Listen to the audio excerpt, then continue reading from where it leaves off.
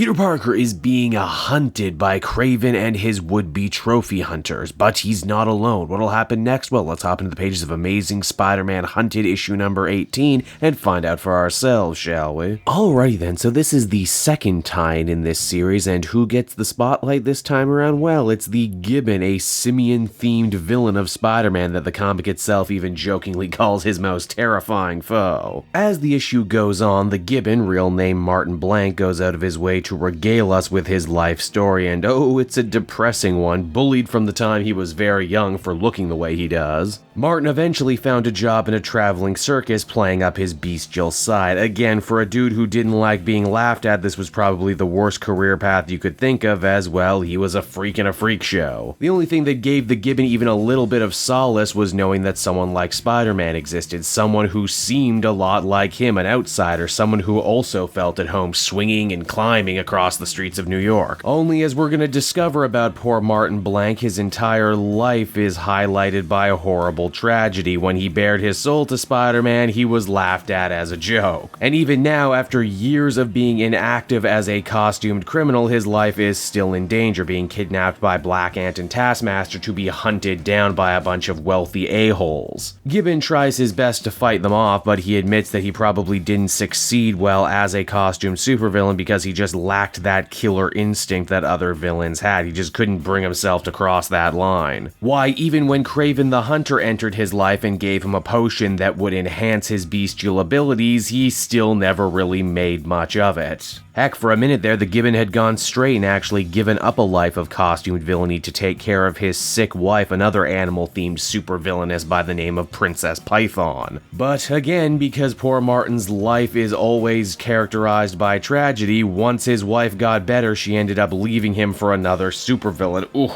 He had always wanted to try and mend fences with her, which might explain why that when he got locked up in Central Park with all of these other animal-themed villains, Gibbon actually decided to go with Vulture when Spider-Man was trying to help him out as well. This is a choice that the Gibbon would live to regret, as all the other villains pretty much dumped him as soon as they got the chance to, because, well, he's the Gibbon and he's never turned any fight in anyone's favors. He gets cornered by a bunch of hunters and beaten almost to death. I say almost to death because the same hunters who were moments away from killing the Gibbon get distracted when the Rhino shows up, figuring his scalp would make a much more interesting trophy than this D-lister. And just to really add some salt into the wounds, it's heavily implied that a lot of the same kids that bullied Martin growing up became super wealthy and influential Wall Street dudes, meaning that they very well could be the same people hunting him right now. A bloody Gibbon crawls for dear life only to come upon two other trophy hunters, these ones being a husband and wife deciding that this would be a fun way to spend their anniversary. Once again, they say that a loser like the Gibbon is barely worth killing at all, but that they might as well do it anyway, delivering the final blow. Spider-Man shows up much too late to this scene. He again blames himself for not making a better case for the Gibbon. He knew he was mostly harmless and that if he had tried a little harder, maybe, just maybe, he could have saved him from this horrible fate. Martin's last words are, yes, dying sucks, but at least people aren't laughing at him anymore. And so that was Amazing Spider-Man Hunted 18, everybody. Did it have much to do with the overarching Hunted event? No, not really. Was it still all the same a really effective gut punch? Oh, you better believe it was. I almost feel like Nick Spencer wrote this entire story on a dare. Ooh, what's the lamest Spider-Man villain I can think of? Who can I make people really care about in 22 pages? I know, the Gibbon. Again, it's not really necessary a purchase if you want to follow what's going on in Hunted, but if you respect really emotionally resonant stories, yeah, you could probably do a lot worse than this one. Ultimately, I'd feel comfortable giving this one a 7 out of 10. Tie-ins to big events like these are always crapshoots, but if they're gonna tell interesting little one-off stories like this, then maybe I'll keep picking them up. Hey there everyone, it's your old pal Cape Joel, and I want to thank you so much for watching to the end of the video. I hope you enjoyed it, and if you did,